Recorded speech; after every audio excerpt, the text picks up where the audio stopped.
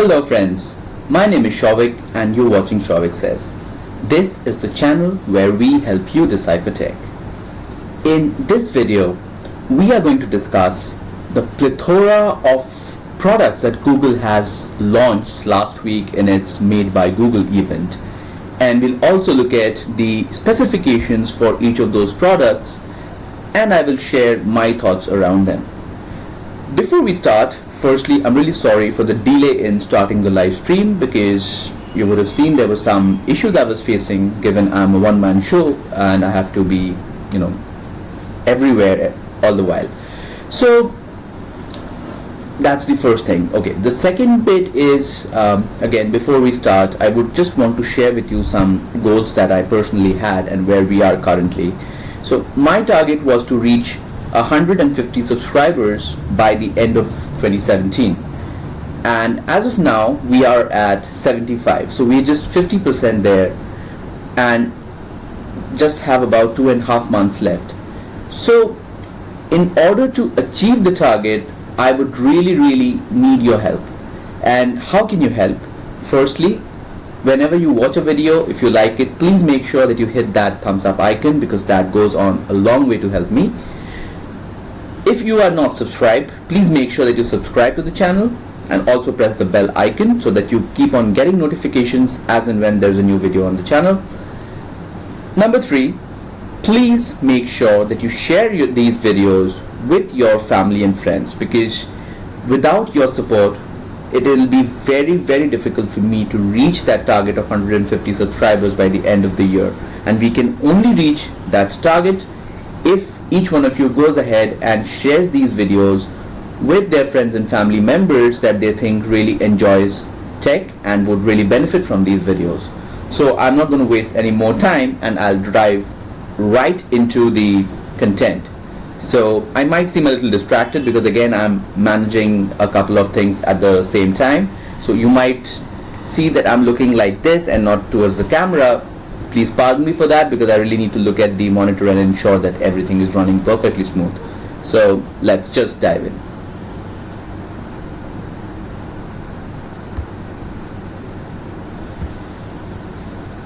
Alright, so the first item on our list, or the first set of products that we're going to talk about, is obviously the talked about, much hyped next iteration to the Pixel line of phones. The nomenclature is nothing to be very surprised of. Google decided to call those phones Pixel 2 and Pixel 2 XL. So we are good there. So what I'm going to do is talk about the similarities between the two phones first and then look at how these phones are different from each other. Also, there would be a few things that I would really like to talk about, things that I do not like or things that could have been done better by Google. So we'll take a look at that as well. So both the Pixel 2 and the Pixel XL, they come with a squeezable frame very similar to the HTC U11. So you can squeeze the frame of the phone to launch Google Assistant. I think the functionality in the HTC U11 was a little more, wherein you could trigger a number of different things depending on the intensity of the squeeze and the kind of pattern of the squeeze. So if you squeeze twice, you could do something. You squeeze thrice, you could do something else. That kind of a feature is not available in the phone as of now. It's just to launch the Google Assistant. However, I think that's a neat implementation rather than having the famous Bixby button. So yeah, that's about it. Both the phones come with IP67 water and dust resistance. The phones come with Android Oreo out of the box and has an always on display. The unique feature is the now playing in the always on display. So this is Google's version of Shazam. However, it's more user friendly because the user does not need to open an app to understand or identify the music. The now playing keeps on working in the background, and as and when it hears a music playing, it searches its database and gives the user a listing in terms of what song is it, who is the composer or the singer, which album, and also gives the user the option of buying that music through Spotify or Google Play Music. The phones come with 12 megapixel dual pixel f1.8 8 aperture cameras with optical as well as electronic image stabilization. Now this is again an improvement compared to the previous iteration, because the previous iteration of the Pixel phones only had electronic image stabilization and not the optical variant. This would ensure that photographs and videos that you click using these phones are extremely stable. There is no shaky image or video, and there is no I would say motion blur, so to say, or even maybe a lot of noise when you're clicking low light photographs. So that's good. Unique implementation from Google's part is the portrait mode that happens with just a single camera. Now you would have seen a lot of flagships talk about the portrait mode using dual lenses, where one captures the depth of field and the other captures the subject, and then it kind of stitches those images together to arrive at the final output. However, in this iteration of the Pixel phones, Google has used AI, which is artificial intelligence, and machine learning algorithms to arrive at the portrait mode. And looking at the initial I would say comparisons that a lot of tech YouTubers have done, it really works well. And the fun part is, given that it's not dependent on dual lenses, it also works on your front facing selfie camera, so you can have that extremely good bokeh effect on your selfies as well, so which is again something really good. There are a few gimmicky features. For example, motion photos, very similar to live photos on the Apple iPhones, wherein you click a photograph and the camera actually captures a 3-second clip that you can play back. It's more like a GIF, if you ask me, and I'm very, very honest with you. There is Google Lens, which again picks up important information in your photograph. So you click maybe a poster, and it can pick up the email ID and the phone number from that particular image, which is kind of handy, but I'm not really sure of how well it will work.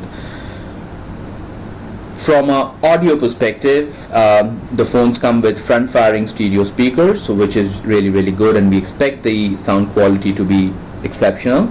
However, there is no 3.5mm headphone jack. Now Google really pulled Apple's leg, if I can put it that way, in their Pixel launch event last year, where they said, Apple's phone does not have a 3.5mm jack, but our phones does. However, they seem to have given in to the I would say trend, and they have gotten rid of that headphone jack. Augmented reality. Alright, so this is a very interesting bit. You would have seen a lot of manufacturers focus very, very highly on augmented reality, be it Apple, be it Samsung, and now even Google. So if you ask me, AR to me is nothing but putting up a few stickers on top of your videos or your images. So again, I think it's a gimmick and not something I will be really looking forward to. Coming to the differences between the two phones, the first thing is the screen size and the screen technology. The Pixel 2 is the smaller of the lot, comes with a 5-inch Full HD OLED display, whereas the Pixel 2 XL comes with a 6-inch Quad HD Plus POLED display with the 18:9 aspect ratio, which is again something that a lot of manufacturers are bringing their phones out with. The Pixel 2 on the other hand has the standard 16:9 aspect ratio. From a colors perspective, the Pixel 2 is available in more color variants, and where they are very uniquely named as Kinda Blue, Just Black, and Clearly White, whereas the Pixel 2 XL is available in Just Black and a black and white variant, which I have heard a lot of people call the Panda. I would say that's a very unique name. From a pricing perspective, the Pixel 2 is available for $649, whereas the Pixel 2 XL is available for $849. So I'm really, interested in understanding how these phones perform in real life. These are all specs, to be very honest, and we do not know how these features, these specifications would really work out in the real life. So until and unless the phone reaches our hands, a substantial number of people start using it, it will be very difficult for us to give it a rating in terms of how good or bad the phone is. Talking about the rating, and something I've really forgot to talk about is the camera again. And Google was the first company last year to bring out the DxO mark benchmark for its camera performance, and this time round again they have claimed that this is one of the best rated DxO mark rated cameras that is available in the market with a score of 98. Now you need to take that with a pinch of salt, and I'm coming from the MKBHD video that came out a few days back, because providing a single number to a camera, it's, I think, a very foolish way of rating a camera performance, because there are a lot of aspects. Your photographs might be brilliant, but your videos might be absolutely awful, and vice versa. So we'll have to again take a look at the real life examples of how the camera performs in day-to-day situations or scenarios, and then we can talk about the camera in more detail. Alright, so moving on, Google launched the Google Home Mini in its Made by Google event as well. So this is kind of Google's answer to the Amazon Echo Dot. Google did launch the Google Home last year, but that was a more pricier option at around $120. So this is a smaller variant of that particular, I would say, I wouldn't call it a speaker as such, but it's a speaker with an inbuilt assistant. So as I said, yes, it has the built-in Google Assistant, and it's a smaller form factor. It's much less pricey. It's priced at $49, which is very close to the $45 that the Amazon Echo Dot retails for. A big theme in this year's Google event was artificial intelligence and machine learning. So almost all the products that Google launched in some form or the other came with some variant of artificial intelligence and machine learning, and this speaker is no different. So through the help of the AI and the machine learning algorithms, it has a more natural language processing, which means that I can be conversational with the speaker and not have to speak out keywords for it to identify what it needs to do. For example, I can ask it to call my mom, and it will go ahead and call my mom, whereas if my wife repeats the same phrase, it will be able to call her mom and not call my mom. So it has that ability wherein it can understand natural conversational language as well as differentiate between voices, which is, I think, very, very unique. And as I already said, it's available for $49 US. On the downside, it does not have an aux input, so you cannot pair it up with, or rather connect it to other, maybe your home theater, to have a more immersive sound experience. And also it cannot directly pair with your phone over Bluetooth, because Google wants to push the sales of its Chromecast audio as well. So you need to pair this up with the Chromecast audio and then pair the Chromecast with your phone, and only then can it play the music that's stored locally on your phone, or maybe if you want to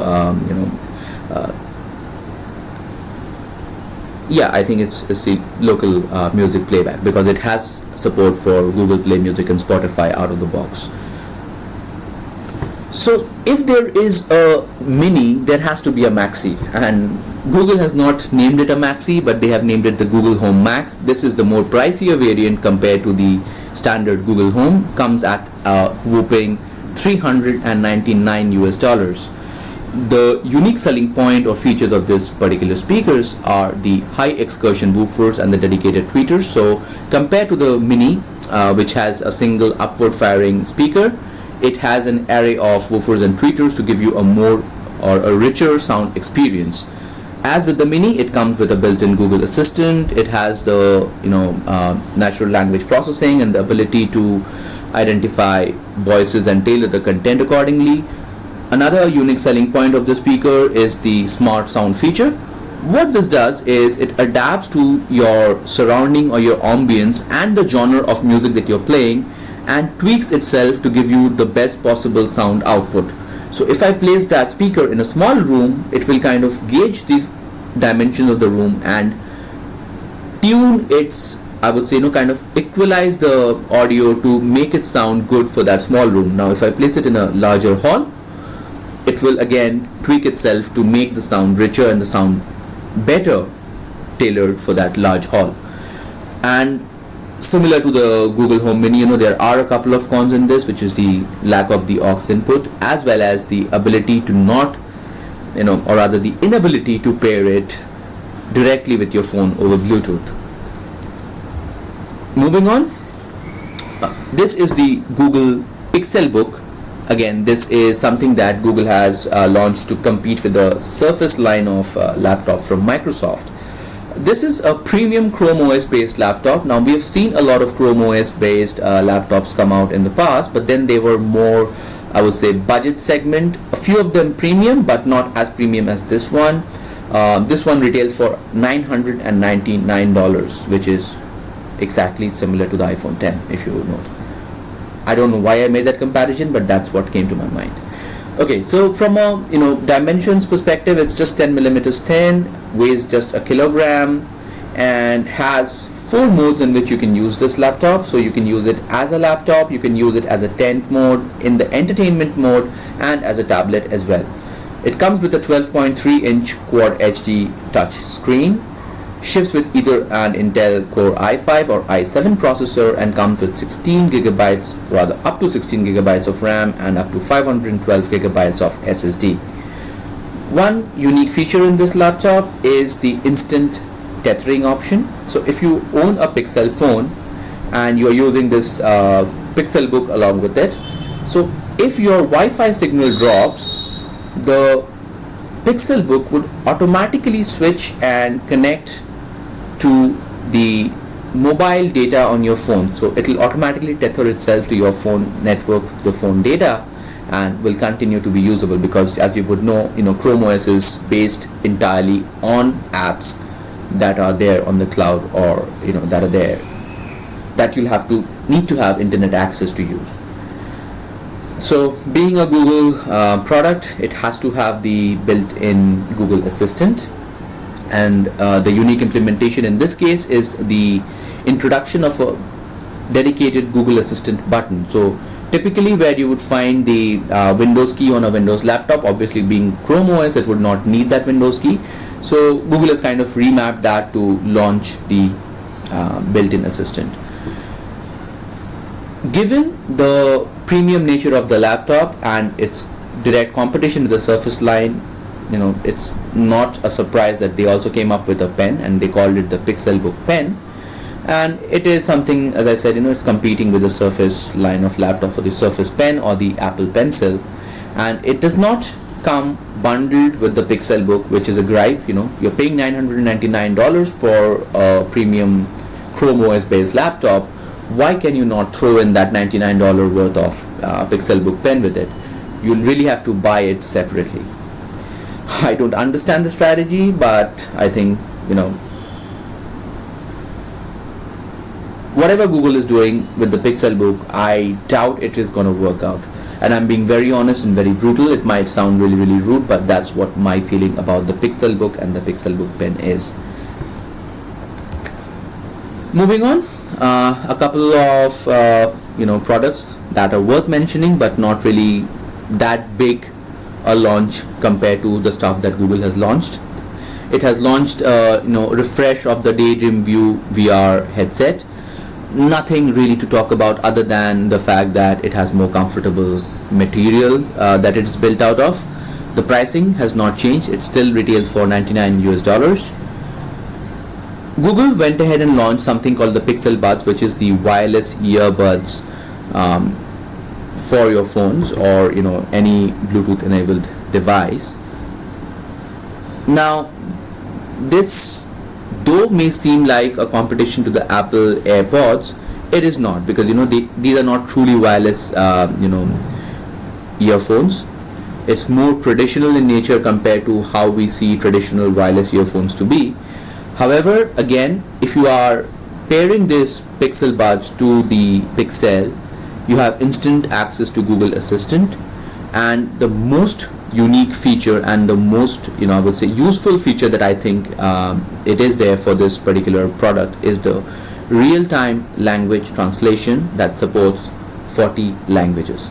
So we did see a demo on stage wherein I think there was a translation that happened from, was it Swedish to English? I don't recall, but yes, there was live translation that happened, and I wouldn't be very enthusiastic about it right off the bat, because it was a keynote presentation. Obviously they would have ensured that things work.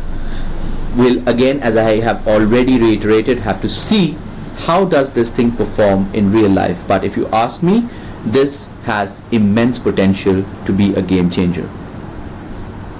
One of those sci-fi movies probably that we saw 10 years back, wherein you can communicate through those earpieces. Okay, on the price front, it's $159 that it retails for in the US. That's about the Pixel Buds. Finally, I do not know what to term this particular product as. Google has named it as Google Clips. Now, it's a very confusing position that this particular product is in. Neither is it a digital camera, nor is it a 360-degree camera, nor is it an action camera. So what is it? Well, Google Clips is a 12 megapixel f2.4 130-degree wide field view based AI backed camera. Now, what Google is trying to push through this product is the fact that at times when we click photographs, because we know that someone is clicking a photograph, or we are clicking a photograph of ourselves, we become kind of stiff and pose for the camera. Google wants photographs and short clips to be really, really natural and impromptu. So that's where this product comes in, wherein it automatically detects scenes and captures either short clips with audio or a 12 megapixel image for us to refer to later. Now, again, as I said, the positioning is really confusing, because I'm not sure how well people would really take this product up. It might be something aspirational on Google's front, because I would still prefer to have a camera that I have control over and not randomly click photographs at its own whims and fancy, using whatever AI and machine learning algorithms that it is using, because there are privacy concerns with this. Though Google says that that the clips does not need an internet connection to click the photographs, or it does not send anything to the cloud, I would still be really skeptical, because I might be doing something at home, I might be doing something some paperwork or something, and the clips decides it's a very good time for it to click a photograph, and when it does that, whatever confidential stuff I was working on gets captured on a photograph. I really wouldn't be very keen to experience that, and that would be something that will really piss me off, to be very honest.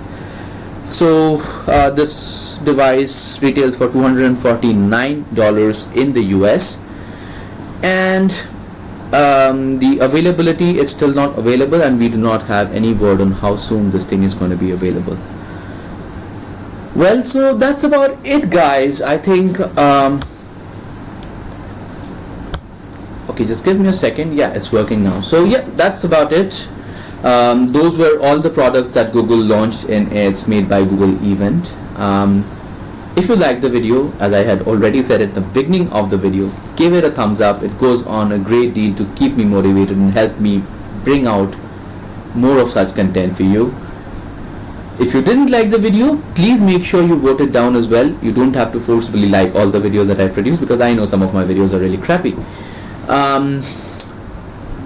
You can also consider subscribing if you like the content that we're dishing out, and please help us enhance our reach by sharing these videos with your friends and family. It does not take a lot of effort. All it takes is just a couple of clicks. Please go ahead and do that. Help us achieve the target of 150 subscribers by the end of the year, and if that happens, I promise you I'm going to come up with something special. I'm not going to tell you what, but it's going to be something special. So help me do it, and you guys will see much better and a lot of surprising content on this channel. So guys, that should be it. You guys have a good time, and I will... Alright, sorry, before I close it, I kind of went ahead and spoke about the products by myself. I didn't really get a chance to see or understand if you have any questions about the products, and I'm really sorry, because I'm kind of managing everything by myself. I couldn't monitor the chat, and I do not know if any one of you have asked a question, though I doubt. But if you do have a question, please make sure you put that in your comment, and I will go ahead and answer your questions for sure. You can also connect with us through Facebook, Twitter and Google+. You can put in your questions there as well, and I will make sure that I answer your questions. That should be it, guys. If you like the video, you give it a thumbs up and do blah blah blah whatever. I will catch you in the next one. Take care, guys. Bye bye.